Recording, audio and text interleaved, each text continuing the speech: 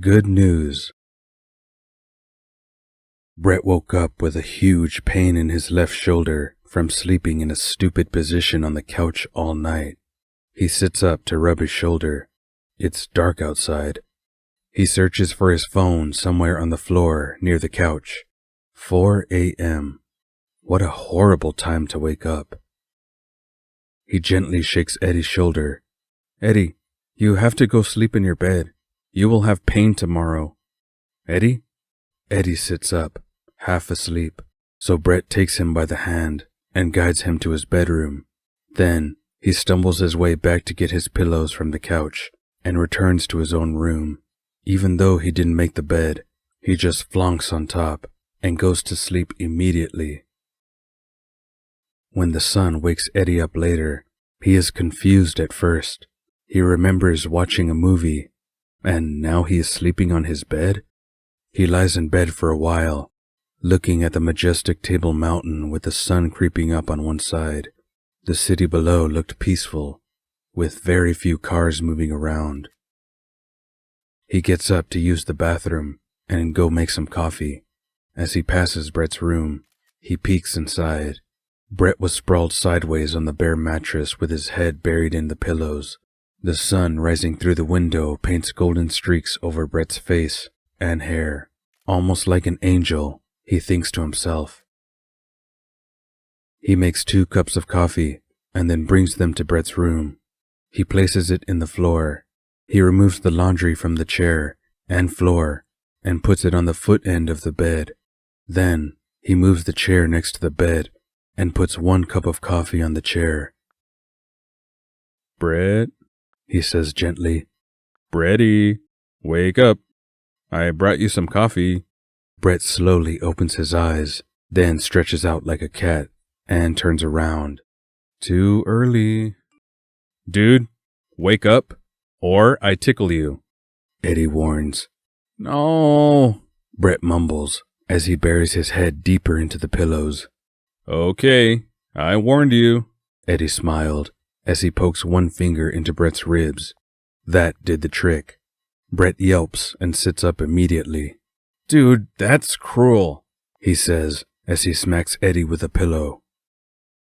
What time is it? Brett asks as he takes the coffee from the chair. Eddie sits down next to him with his coffee.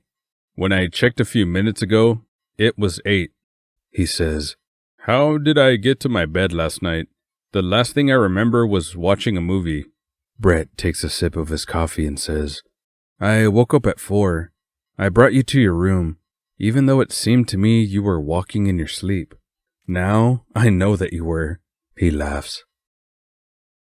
Eddie, do you think my mom will be okay by herself today? Brett asks. She said she would, but if you want to go there, I'm okay with that. I do think you should give her the chance to prove she can handle this, though. I think it will be important for her to show she can also be strong. Brett takes another sip of his coffee.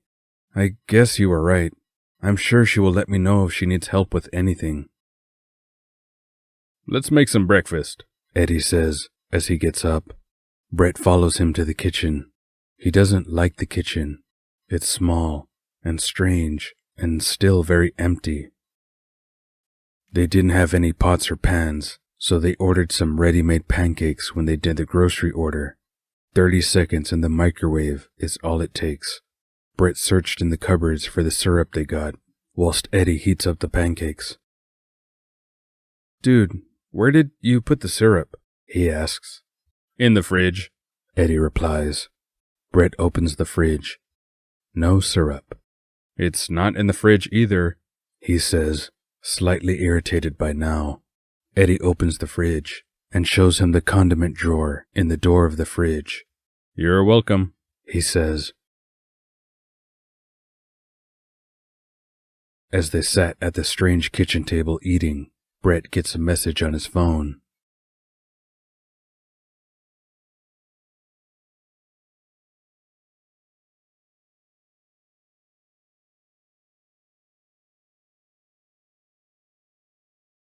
Brett shows the screen to Eddie as he starts putting the stuff in the sink.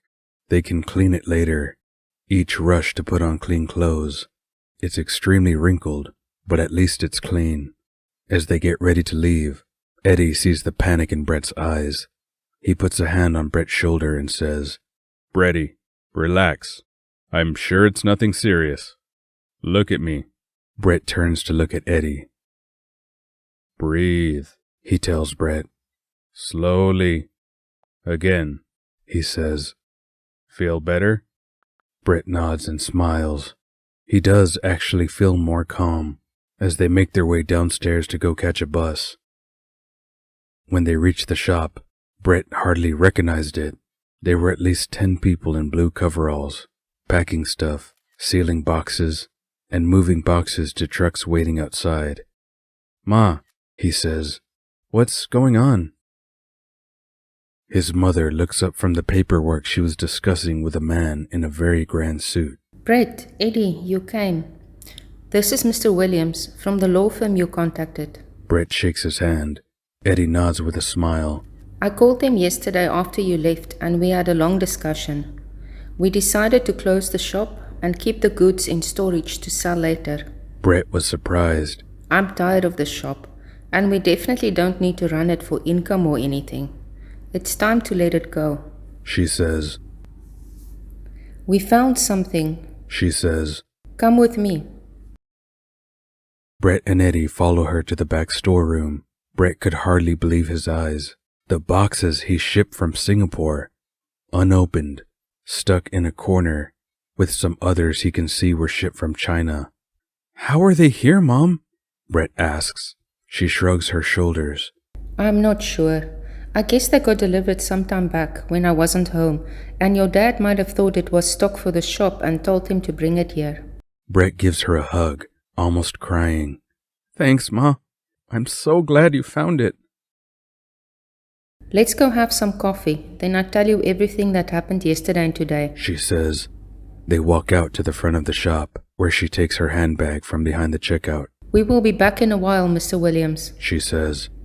Together, the three of them cross the road.